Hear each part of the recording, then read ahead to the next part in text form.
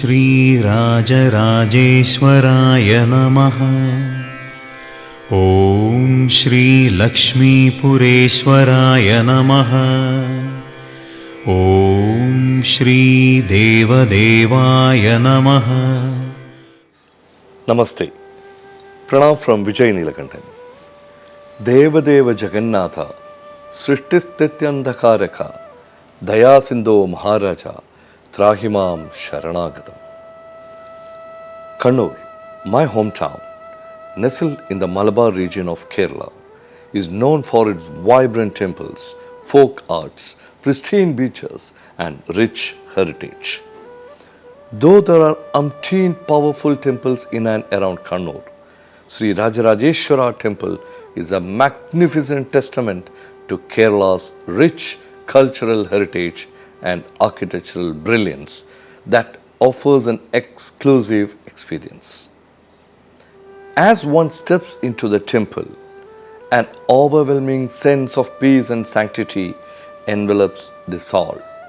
That's why it continues to draw devotees from far and wide. Lord Shiva, worshipped in this sacred temple, is known as Sree Raja Rajeswara, which means the Emperor of Emperor, the Lord Supreme. This great temple is situated 2.5 kilometers away from Taliparamba town and 25 kilometers from the district headquarters, Kannur. Devotees address the Lord with such royal appellations as the God of Jupiter, Lord Sree Raja Rajeswaran, Chellurnathan, Lakshmipuresan, Perumthrikkovilappan and Perinchelloorappan. Sree Raja Rajeswara Temple is considered as the most celebrated place of Shiva worship in the erstwhile Malabar and in Kerala. Taliparamba, known as Perinchelloor earlier, was one among the 64 Brahminical settlements of Kerala. All the fame and prosperity of Perinchelloor Gramam, that's a village, is owing to the presence of Sree Raja Rajeswara and the blessings of Perumthrikkovilappan. As we say, all is big in Taliparamba.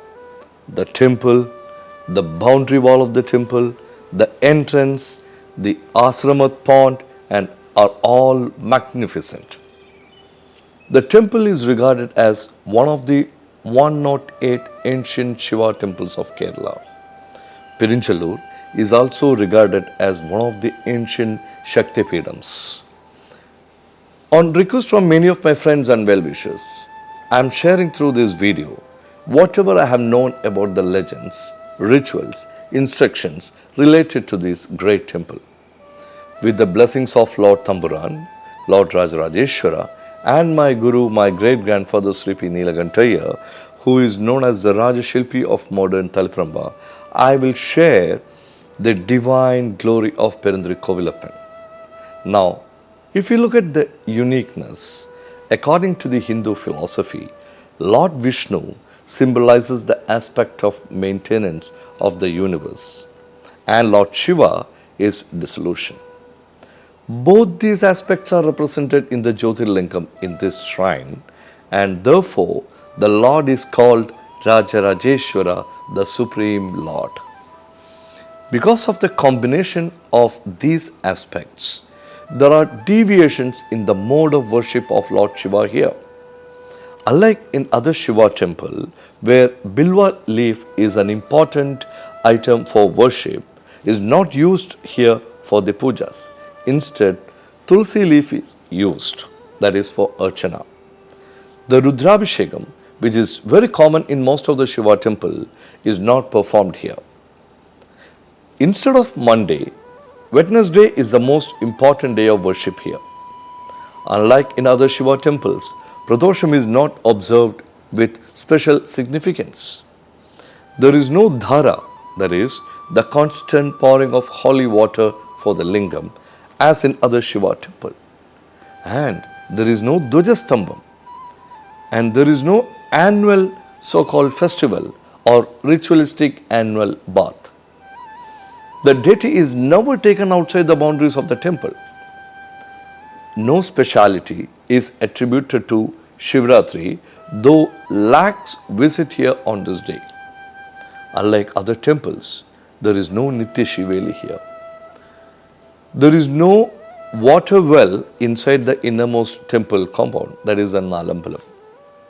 The required water is carried in huge pots in a very special way by Kishandis, that's the assistant priest, from a small pond situated outside the Nalambalam where presence of Ganga is attributed. The same water is used for Abhishekam, Nivedyam and Sahasra Kalasham. One more point, Lord Ganapati is not given a specific place here. Very unique, on the days of Shivratri and Vishu, Lord Krishna from the nearby Sri Krishna temple Trichambaram visits this temple with great pomp and grandeur, followed by a grand procession. On this occasion, the idol of Krishna is placed near the Mahashivlingam and the famous Shankara Narayana Puja is performed. It also shows the unity of Shiva and Vaishnava groups of devotees.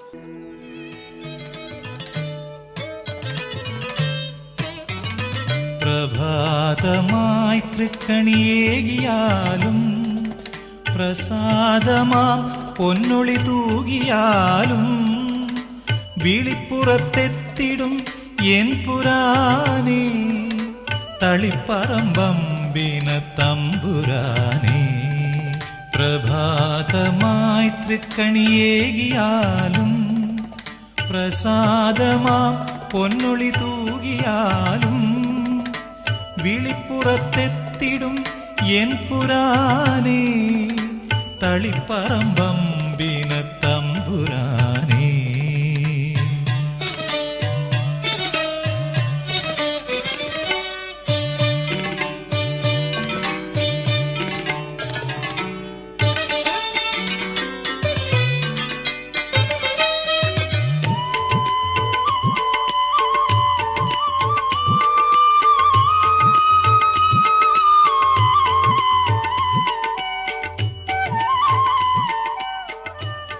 Now, let us try to understand the legend behind this temple. A major legend about this temple begins with the visit of sage Parashurama, one of the incarnations of Lord Vishnu. Seeing an ancient shrine of vibrant spiritual power in a dilapidated condition, the sage was grief-stricken and wanted to know its history. Thereupon, sage Narada appeared and related to him the story of this temple. And Narada says, sage Sanaka, Sanatana, Sanandhana and Sanat Kumara, that is, the sons of Creator Lord Brahma, churned the disk of the sun to lessen its fierce heat. And they mixed the dust which was formed while churning with the divine nectar of immortality, that is Amrita, and out of it gave shape to 3 spiritually splendorous Shivalingams. They presented the Shivalingams to Lord Brahma, who worshipped them for a long time. And thereafter, Lord Brahma presented them to Goddess Parvati, the consort of Lord Shiva. Lord Shiva presented these Shivalingams to the 3 kings, one in the Treta Yugam and the other 2 in Dwapara Yugam. Mandhata was the king to whom Lord Shiva and Goddess Parvati presented the Shivalingam in the Treta Yugam, and Muchukundan and Shatasoman were the devotees who received the other 2 lingams in the Dwapara Yugam. Lord Shiva and Goddess Parvati advised each of them to install the idols in such a place where no death of any creature had taken place or any dead body had fallen. Mandhata, a Rajrishi, a royal sage from Suryavamsha dynasty, was the first one to receive the lingam. After a long search for such a place, which was very difficult to locate, found out a small place, only that much of land, which could accommodate a small plate. Talika in Malayalam means plate. It is said that the region came to be known as Taliparamba, which means a place enough to accommodate a Talika after this legend. Mandhata installed this Shivalingam at this place. Eventually, this Jyotirlingam disappeared in the earth, maintaining the place spiritually vibrant forever till Treta Yugam got over.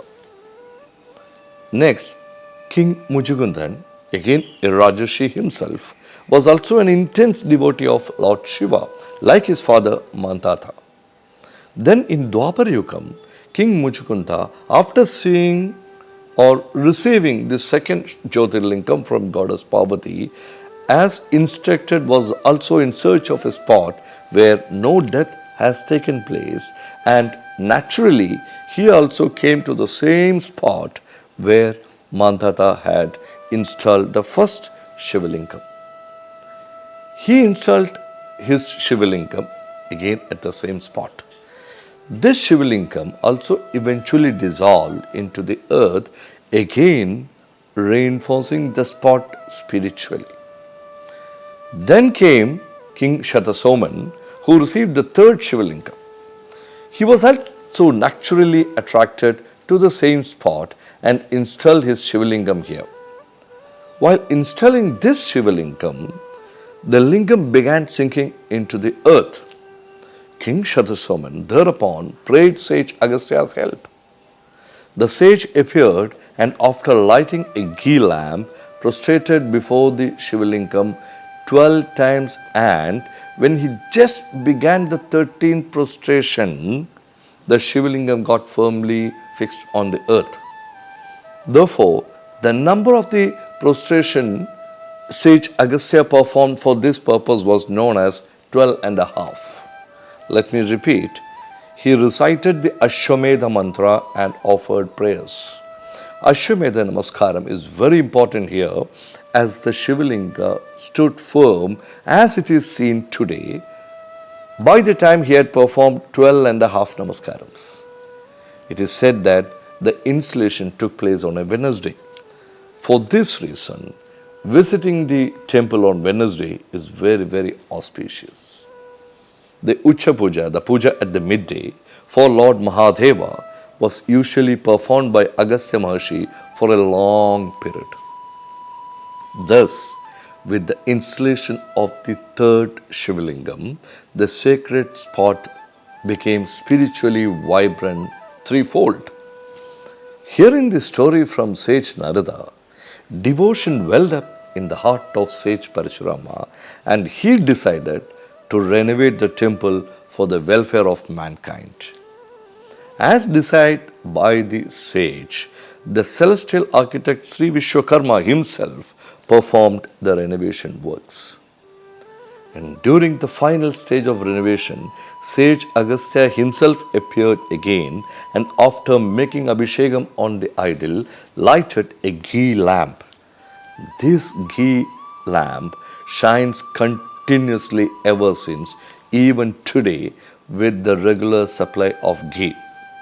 Perhaps it is because during the consecration, ghee prepared from the milk of Kamadhenu was used to light the lamp. Only ghee is used even today inside the Sanctum Sanctorum. The primary purpose of visiting a temple is to engage in religious worship, connecting with the deity through prayer, offerings, and rituals, essentially experiencing a sense of spiritual closeness with a sacred space. Every temple has its own written norms that needs to be strictly followed. Now, let us understand the traditional way of visiting Sree Raja Rajeswara Temple. I request everyone to follow whatever is practically possible. According to the traditional system of visiting this temple, the devotees should first take a dip in the huge pond known as the Ashramat Chira, which is located 400 meters south of the temple. This temple pond is about 4 acres 26 cents in area. Agastya Maharshi's ashram was on the eastern bank of this pond. Now, in this space, you can see the ancestral home of Sri P. Neelakantha Iyer, my great-grandfather, who is known as the Rajashilpi of modern Taliparamba. Now, after the bath, the temple pond or if you are unable to take a bath, at least do a prokshanam. Then worship Lord Krishna at the shrine of Vasudevapuram, located at the southern bank of this vast temple pond. Here, you can find a beautiful idol of Krishna playing the flute in the Sanctum Sanctorum. Worship of Lord Krishna before entering the great temple of Lord Shiva symbolizes the essential unity of Lord Vishnu and Lord Shiva as two aspects of the same supreme reality. 200 meters away from the Venugopalamurti Vasudevavratappan, that is Sri Krishna temple, the devotees should worship at the shrine of Sri Aravat Bhudanadhar, who is the chief lieutenant and master disciple of Lord Shiva. Also known as Kumbhodharan. Kumbhodharan is also worshipped as Aravatappan, the lion-faced attendant of Shiva, that is Kumbhodharan, the Bhudagana's Nathan. The deity consecrated here is not very popular in Kerala. The idol is about 2 meters in size, facing east. In the left hand is actually a Kapalpatra, and on the right hand you can find a sword. The external projected teeth, Dramshtam, then a big snake as Yajñopavidam. Right foot is resting on the ground and his left foot is folded. This very powerful and majestic Bhutanathar is said to have had complete control of the Taliparamba temple. The main offering here is the Abhishekam with coconut water.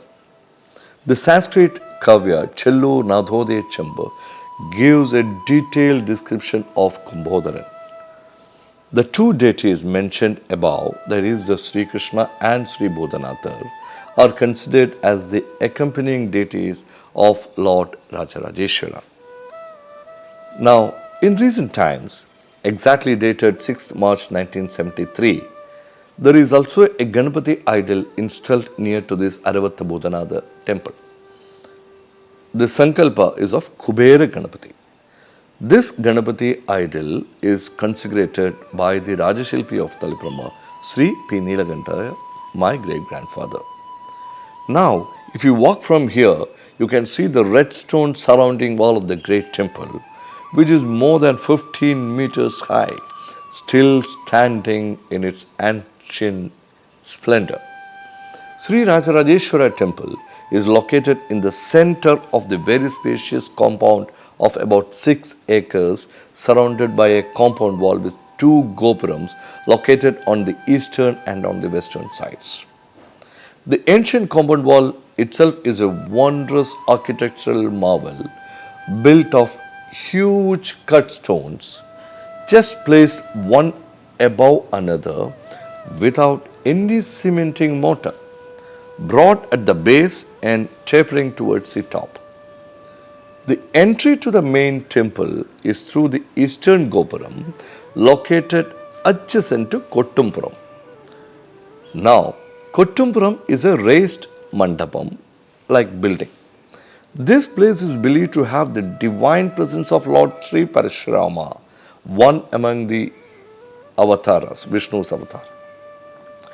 Devotees who wish to offer Punnin Kudam, that is a golden pot, or Vellikudam, that's a silver pot, to the Lord Rajarajeshwara, get these pots filled with the ghee from Kotampuram. After offering the same to the Lord, later even rice, that is annadhana, is measured and distributed for many other purposes by a Paradeshi Brahmin. He gives the devotees a fistful of rice as prasadams. Now, this sanctum is considered to be a space where great scholars and artists received recognition. Everyone considered recognition from the Lord Rajarajeshwara as the greatest achievement in their life. And it won't be wrong to say that these recognition can be compared to the Nobel Prize of current days. Many personalities had received recognition here, and Rajarajeshwara Temple had given full recognition to the arts of Kerala. The artists and scholars were honored with Pattum Valayum and Veera Sringala titles for those who excelled in the field of astrology, medicine, literature, fine arts, and sculpture. And I believe even dancers and musicians were recognized from here. And all these are done directly by the male Shandi, the main priest. It is from here that Sri Parashurama appointed the Adhipans and Acharyas of 32 villages of ancient Kerala. Now, there is a bathing pond called Jalamanti on the right hand side of the pathway to the eastern Gopuram. The pond has two bath areas, one for the Tantris, the Pujaris and the members of the Uralan families, and the other one is meant for male devotees who generally like to take a dip before going inside the temple. It is believed that as we prepare to enter the Sree Rajarajeshwara Temple through the main east entrance, the unseen Bhutaganas of Lord Rajarajeshwara accompany us in arupa form, that is invisible form, and guide us to the Lord.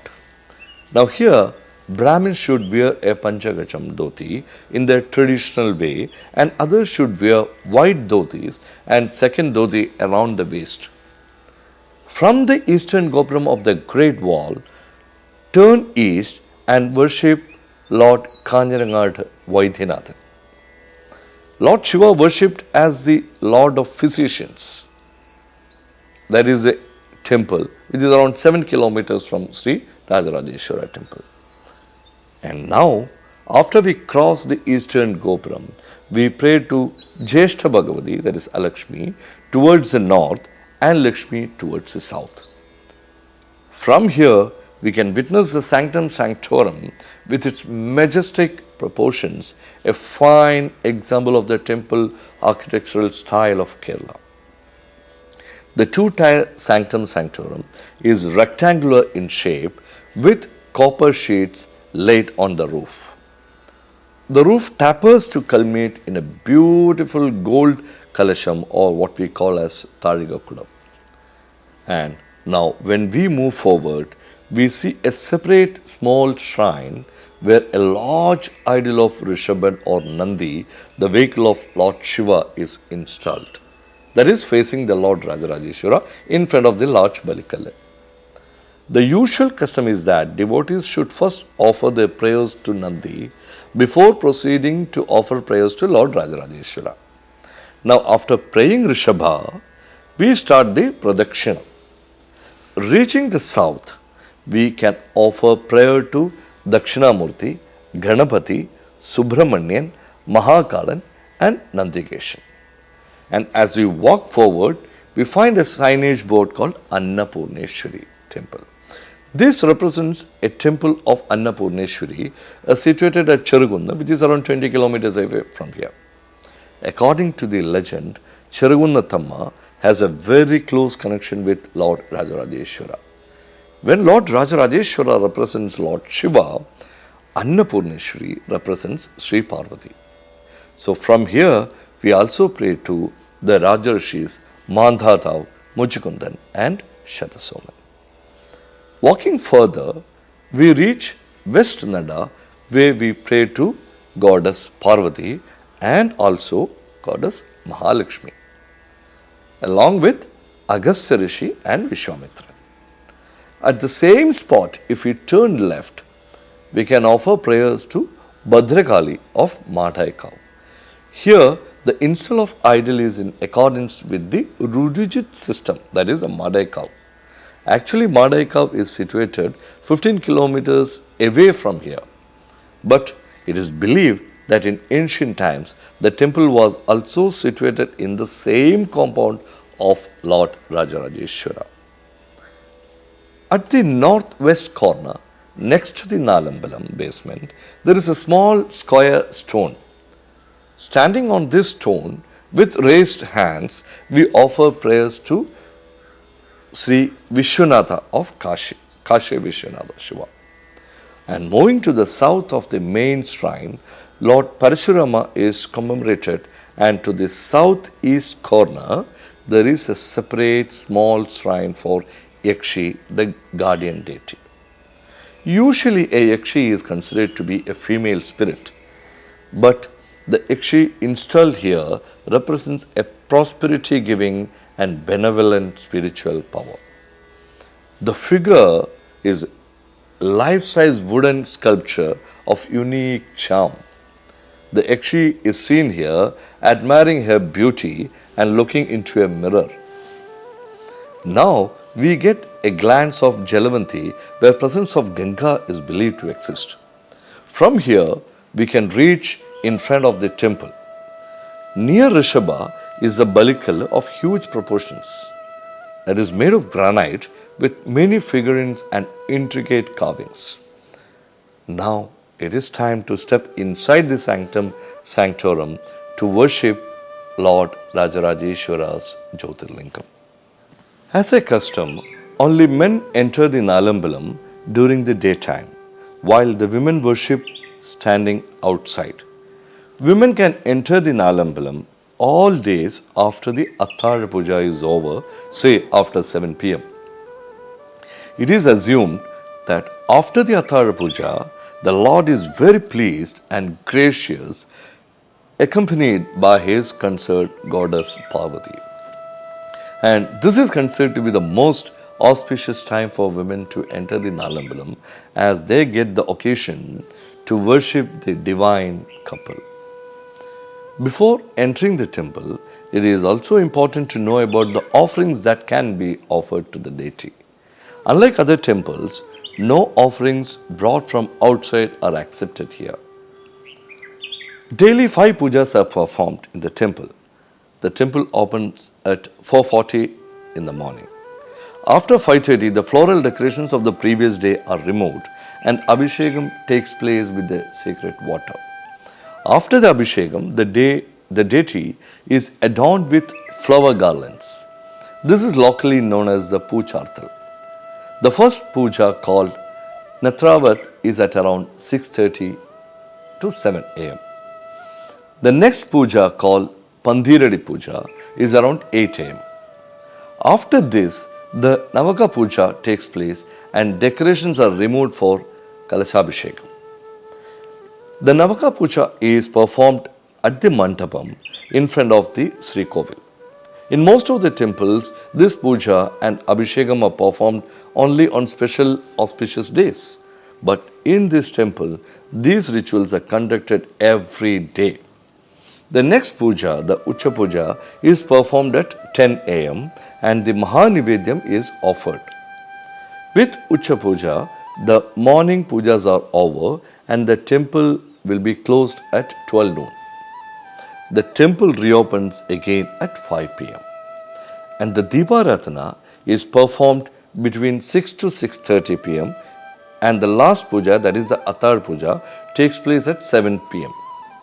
After the temple closes at around 8:30 p.m. Now, devotees can offer Nayyamrita, Nayyivalakku and Pattam from Poochārthal onwards. Ponninkudam and Vellikudam filled with the ghee are offered from Natravat Puja onwards. Thali, the wedding pendant, is an important offering for goddess Parvati. Special prostration known as Yama Namaskaram and Ashwamedha Namaskarams with appropriate mantras are very important offerings for the Lord. Some of the Uralan Namboodiris performed this special offering at this temple.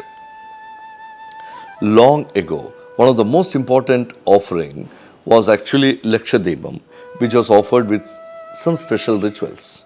And another important offering was the offering of an elephant. See, Neyamrit is the most common and auspicious offering. Depending on one's financial ability, the ghee can be offered in copper pitchers, silver pots and gold pots. The decorative ornament of the Maharaja, the Patam and the Thali for goddess Parvati and Pushpanjali are also among the important offerings. So when entering the main Sri Kovil, circumambulating time, on the south side, Lord Shiva is worshipped as Sri Dakshina Murti, the first preceptor. There is no idol here, but only a mural painting of Sri Dakshinamurti. This was painted by a scholar named Kuberan Nambudiri of the Moorkut Chamnisheri. A fairly large copper bell is hung at this little height, at a little height above the main entrance of Sri Dakshinamurti, and this bell is called Sakshi Mani.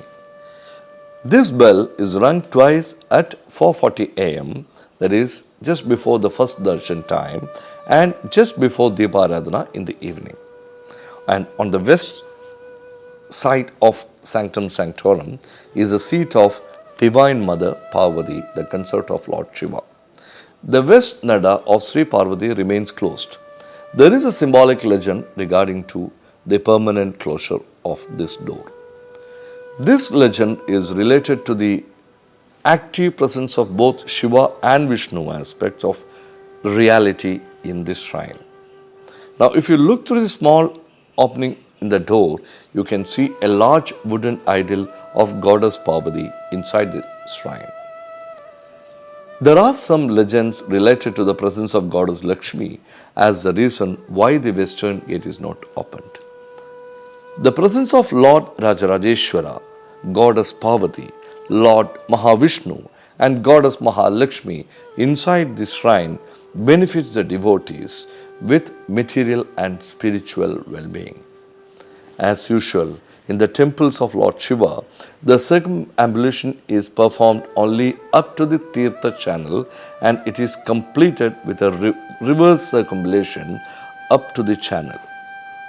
The eastern Gopuram door now opens to the presence of Lord Rajarajeshwara, represented by the majestic Jyotir Lingam. Now it's time for Maharaja's Darshan. An array of ghee lamps dangle on both sides of the Jyotirlingam. The Bhadradibam, ghee lamp lighted by sage Agastya, the most auspicious lamp, is seen on the left side of the Jyotirlingam. On the floor, there are rows of silver Nilavilak, the ghee lamps on both sides of the Jyotirlingam. One can go up the steps with awe and devotion, holding a Neyamrit in one's hand and offer respect by placing Neyamrit on the first step. It's a lifelong wish coming true. Having darshan of Maharaja Perumthrikkovilappan is a moment of realization in life. Lord Raja Rajeshwara will shower his blessings to all his devotees. The idol in this Sanctum Sanctorum is adorned with Melapu, that is the golden halo Swarnaprabha Mandalam, of about 2 meters high and a suitable Nagafanam, 2 divine eyes, Pattam, Swarna Patrakshamala and an emerald chain. A Balibimbam or Ulsavamurti, which represents the Jyotirlingam, are taken out for worship during special ceremonies, is placed in front of the divine Jyotirlingam.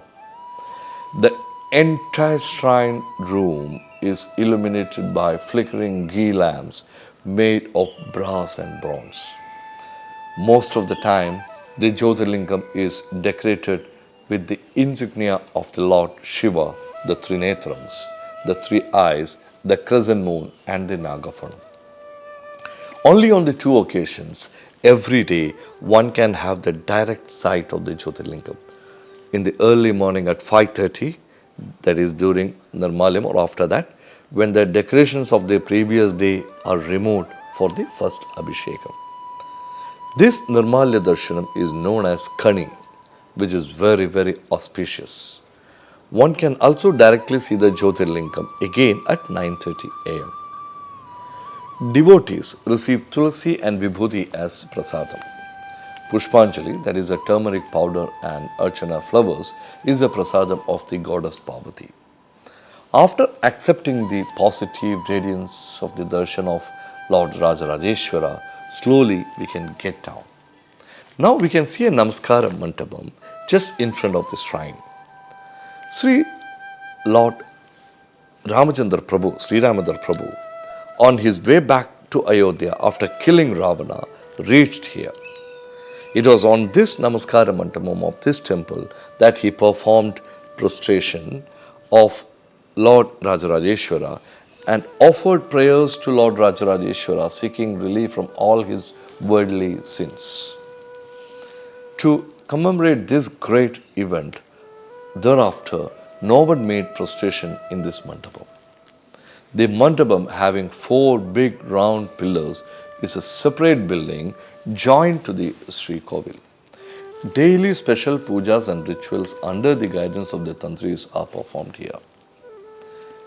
The usual time for darshan is 5 am to 12 noon, as I mentioned earlier, and 5 pm to 8:30 pm, except for short breaks during pujas. It is considered to be a unique blessing to get a chance to worship Lord Raja Rajeshwara at Magakkani, that is, at the opening of the temple on the Magam day that comes after Thiruvonam in the month of Chingam. Now, it is believed that on this auspicious occasion, Lord Shiva blesses the devotees with wealth. In olden times, Magakkani was perhaps more important than even Vishukkani. Now, few points please note. Children below the age of 4 are not permitted to enter the Nalambalam at any time. Entry for ladies is allowed only after Attara Puja, that is after 7 pm. Women's problems are usually heard when the king is with his queen or mother Maharani, right? Now, this is because some things that are only for women can be understood by other women. The same concept is here. This is not a discrimination. Although there is a statue of goddess Parvati in the temple, Sri Parvati Devi sits next to the Lord only after the evening puja. It is at this time that women are allowed inside. Our prayers are heard together by both of them. After closing the door, the god and the goddess go to Cherugunu, that is after 8:30 pm.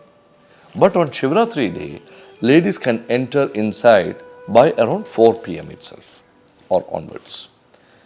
During the whole daytime, Lord Raja Rajeshwara is believed to be discussing various administrative matters of the 3 worlds with other Rajas, Dipalagas and Samanthas and Vedic scholars. And it is believed that this is the reason why entry for children and ladies during daytime is restricted. We can complete the darshanam and come out through East Nada.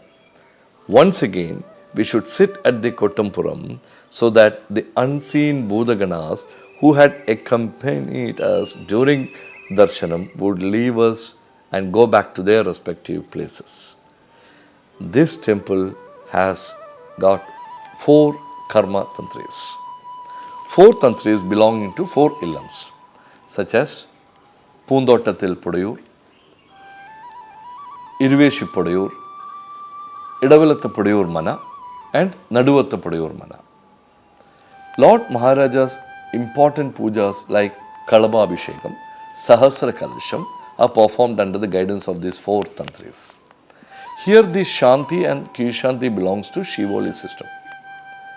The members from Kapothan Illam, Patrotram Illam, Chernod Illam, take up the job of Melshandi, whereas the members from Cheppilthayar, Valnur, Ogundayar and Kolathayar become Kishandis.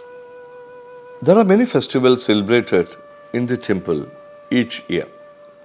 One of the oldest and longest festivals was known as Chaitrolsavam. But no one today knows except for one or two tantris of the temple also what was this festival and when it was last held, and no records are available. The Chaitrolsavam, it is said, lasted 64 days and was a grand festival. Now, if you look at, we have Shivratri, where thousands of devotees throng the temple since morning. During daytime, devotees take Shivratri Vrata and the fast for the whole day. They break the Vrata after the Shiva Puja in the night. In the evening, there is Utsavam, that is carrying the idol of Rajarajeshwara on an elephant, accompanied by Chandamelam. Though I am completely against this particular system of having the idol in an elephant. And in the night, Lord Krishna also comes to Rajarajeshwara Temple, the Melshandi of Trichambaram Temple, carrying the decorated idol of Sri Krishna, reaches to Rajarajeshwara Temple. After performing Shankara Narayana Puja, Lord Krishna goes back to Trichambaram. Now, if you take Vishu, Vishu makes the start of the zodiac new year in Kerala. It falls on the month of Medam in the Malayalam calendar, usually in the mid of April. Vishukani is celebrated at the temple and the priest will give Vishukanitam, that is money, to all devotees who comes for Vishukani in the early morning. Now, Triputri, that is Nira, Kalisham and Kalabam. These rituals are performed every year strictly according to the Tantric Shastra to enhance the energy, strength, power and splendor of the idol installed in the shrine of Rajarajeshwara for the well-being of devotees. Unlike in other temples, there is no performance of Ganapati Homam or other homams or upasanas conducted in Rajarajeshwara temples. Aradhana, the right to perform Aradhana rests with the 20 Uralan families of Perinchelloor Gramam. Aradhana is performed before conducting the Ucha Puja, also known as Pandiradi Puja. Then we have Jayabali. This ritual was perhaps performed some 100 years ago. It was done in the night. The two families who conducted Jayabali were Maniyal Illam and Kurmathur Illam, who hail from the Perinchelloor Gramam. Jayabali is not conducted these days, as perhaps there are no knowledgeable persons available in the present day. Moreover, it is believed that if Jayabali is not rightly performed, the result will be a big catastrophe, not only for the temple but also for the person and his family. And according to the story believed to be some 100 years, there used to be a joint festival meet during the 64 days Ulsavam in the Rajarajeshwara temple. On that day, the idols of three gods, namely Lord Rajarajeshwaran, Trichambaratappan and Kanjanagatappan, were taken in a procession to the nearby place called Karyambalam for the purpose of an event called Karyam Parayal. I've been visiting this temple since my childhood days, with my grandfather, with my parents, with my relatives. It is hardly 200 meters from my ancestral home. So I've heard much about this temple from tantris, from priests, from older generation, from the Uralans. But still, I've referred to many of the books written by great scholars about this temple. See, one is actually, it's called Chellurnathan. It is one of the most authentic book, what we have it today. It's a detailed book on Chellur, the Perinchelloor and the temple. And second one, what I referred, was by Maharaja Perumthrikkovilappan, by Sri M.K. Maheshwaran Nambudiri. Very great scholar. And also, I have referred these books from K.P. Narayanan Nambudiri. He was actually the TTK president, earlier TTK president. Again, had a good exposure of traveling plenty of places. So all these books had given a plenty of information. But let me again make it very, very clear. See, there are a lot of things, we don't get it in Google. So what I have shared is the knowledge, what I have acquired in the last 42 years from the time I have started visiting this temple. So let me conclude. Maintaining and enhancing the Chaitanya, that is the energy, the splendor, and the presence of divinity are the utmost important aspects in a temple. To achieve this, a number of tantric activities are carried in this particular temple by the tantris and the male shantis, which ultimately benefits devotees spiritually. Pilgrims from world over are visiting the renowned temple of Lord Raja Rajeswara, that is Taliparamba, seeking the spiritual solace and blessings. I pray to Lord Raja Rajeswara to shower his blessings on every one of us. Thank you. Thank you so much.